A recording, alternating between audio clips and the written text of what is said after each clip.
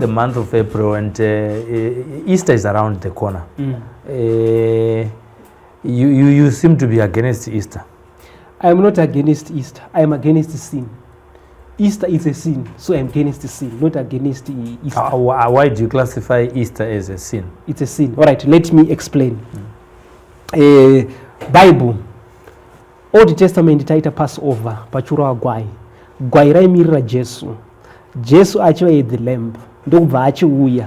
Ndobva ati hakusisina Passover because nini gwai ndafa the last lamb. Saka achimira Passover. Anditika saka chisara muchita chirayiro ndo zvatakaudzwa naMwari. The law as per Bible says. Anditika do holy communion always in my remembrance.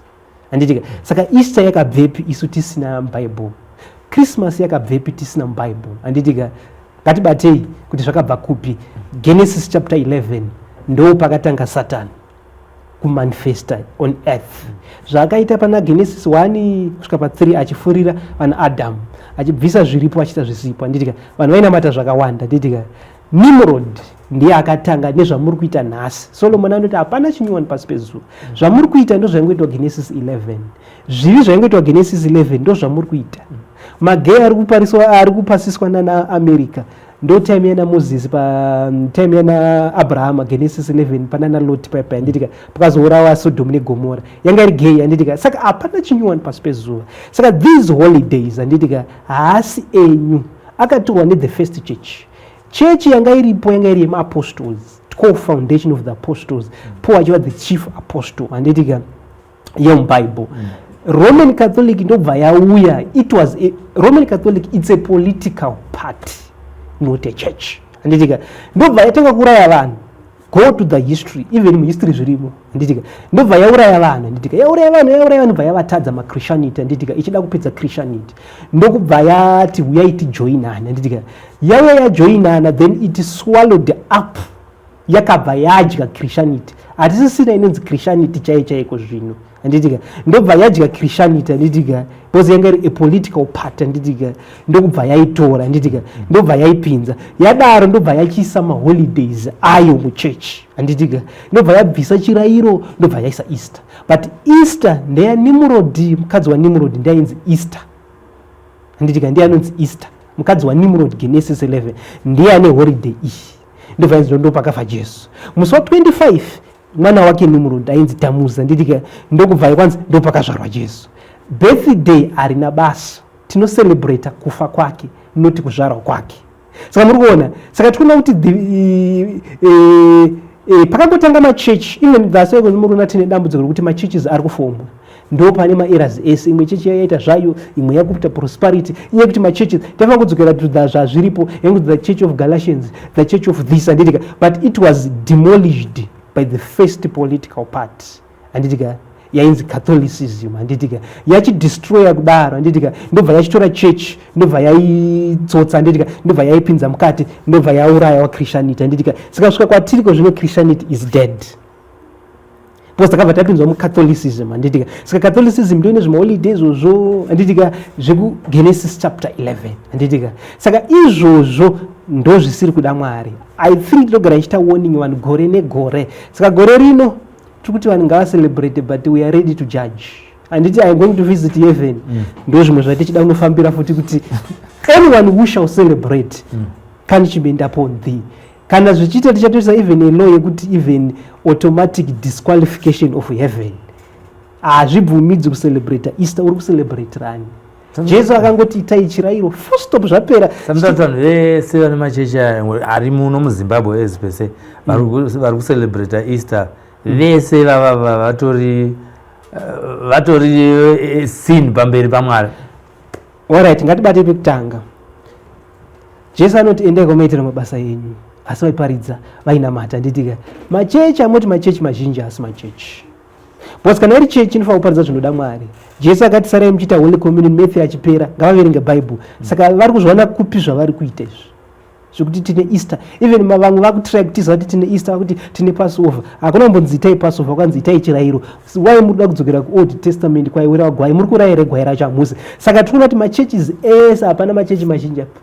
then mamwe asara ndo ari muera ringotraitira but hapana zviripo handitika hakuna chinhu chinonzi Easter biblical handitika hakuna chinhu chinonzi Christmas biblical zvafana neholiday yedu yemagamba yanditika takutoitora takutoti ndo takutocelebrata zvemagamba takutoti vana Peter ndo magamba yedu iholiday. So because kana vachiita zvamwari wai vanhu vachitadza musi wacho, wai vanhu vachimwa doro, wai vanhu vachifeva musi wacho, saka zvese zvamwari izvi hazvinei naMwari zvese zviya. Saka ukasatocelebrata zvinofana kucelebrata nevanhu vanonzwisisa chiKristu kwete everyone.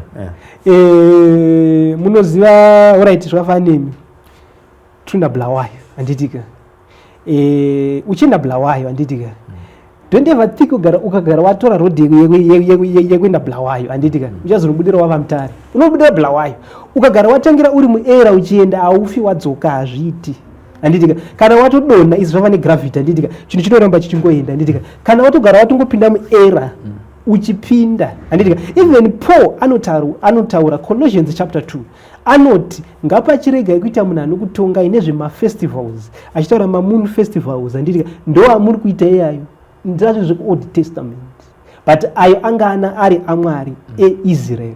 Even Paul akati chiregai kumaita emamoon festivals ekuti vakohwa zvese izvo zvanditika Colossians chapter 2 panana 16 ndo paanoverenga munhu kana da kuverenga handitika zvakatobhaniwa. Chino zvozvinga mabirthday hazvina kana basa rese zviya because hazvina basa zvemafestivals chine basa chete it's holy communion ndo chinhu chakanzi chirangarirwe chete. Zvimwe zvese zvemaholidays hazvina basa rese asi kana muchida we are not against isusu chatinozovengera vanhu munoti tikuitira Jesu isusu anonzi mapublic holiday handitika mukangoiti zvakava nedefense yaye muri kuti tiri kurangarira magamba edu hatina kana basa nemi hatina kana hatitongi kana nyika yeZimbabwe ipo paya because vataura chokwadi. So the Bible says my people they perish because they lack knowledge handitika. Saka inyaya kuti vanhu vari kupinda muzvinhu zvavasiri kuziva handitika vachiti tiri kuitira Mwari. Saka chiri kudiwa ndechekuti vanhu havafaniri kupinda muzvinhu zvavasiri kuziva kuti zvava nevale hazvinei naMwari. It was a prostitute in America handitika ainzi Vale handitika afa ndobva vacelebrata rufu rwake ndobva vachimurangarira iwo uri munhu anonamata wopinda imomo. Bible rakati we love one another every day, we do not love musi wa 14 February every day. Saka nyaya yekufanira kumuka kwaJesu iyi imimi ndimi munogara muchiita matrips muchinogara pasi nawo yakamira sei?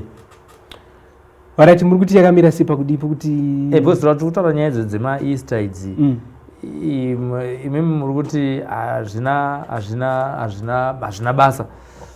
Isusu vanhu vari kuti Jesu akatifira atifira ndobva azonogara kurudyi rwaBaba achitimirira achitireverera and then moti we're not supposed to recognize such.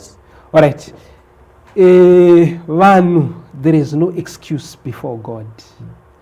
Ukada kuitira Jesu asi uchiitira in a wrong way. Alright, let me give you example. Munhu akarara nemukadzi wake it's not a sin. Akanora nemunhu asiri mukadzi wake it's a sin but it's the same act yaitwa. Imapo mutaura nenyaya yeimportance yeburial. Saka panyaya yekufanira kumuka kwaKristu pane burial futi kapo and people are recognizing that and then moti hazvina basa. Munoda zvenyu chete munhu ndo zvirecognizwa asi zveEaster hamuna basa. So zvandataura ndikati nyaya yacho haisi focus kuti munhu wavigwa sei, iri pafocus nenzvimbo handitika. Jesu iye wacho achienda anoti itai chirayiro kamuchida kundirangarira. Zvatakaudzwa ndo zvatinoita hatizviisiri new Bible because yamutemo munyowani yamakuisa sezvakaita Roman Catholic kuti vakazotanga kunyora Bible ravo zvavo zvekuti mausararadza handitika saka maakuzvipa mutemo yenyu. Imi mukaenda pakambani nhasi munoita zvinodiwa nekambani Bible rinongoti do holy communion zvapera. Saka munhu wese ngaaite izvozvo zvamaakuita izvo it's a sin because maakupinda kuma evil holidays amusingazivi ekuBabylon. So munoona kuti Revelation anotaura achiti ndakaona the four of Babylon. Four of Babylon, those are the practices dziri kuitwa. Saka ma-practices ekuBabylon ari kubvisa vanhu pamberi paMwari achivaisa kunyika. Saka the Bible says do not conform to the world. Kune vanhu vasinganamata hazvina basa bhozi vakatorasika. Saka isusu takanzi Christianity hatifanira conform to the world. Ma-holidays evanhu vasinganamati handitika but munhu anonamata hafaniri kupinda muthat bhozi. Manje tikati vanhu vakarasika venyika nesu chechi torasika aiwa ngazvirasikire uko zvocelebrate nevanhu vasinganamata nditika toziva kuti vakarasika nditika but isusu takasanangurwa naMwari torega kufanana nenyika saka tikafanana tichitocelebrate maeve holidays nesu tiri kuti tafanana pasina kusevha Mwari saka tese takungosevha kusaidi kusaka zvakangofanana. Viewers, we will leave this question to you and Prophet Madungwe for you to debate and factually present yourselves clearly and argue pamacomments apa muchitiudza imi kuti ari wrong ndiani, ndi Prophet Madungwe here kana kuti makristu ari kuteedzera nyaya yeEaster yekufana kumuka kwaJesu ndo vanhu vari wrong.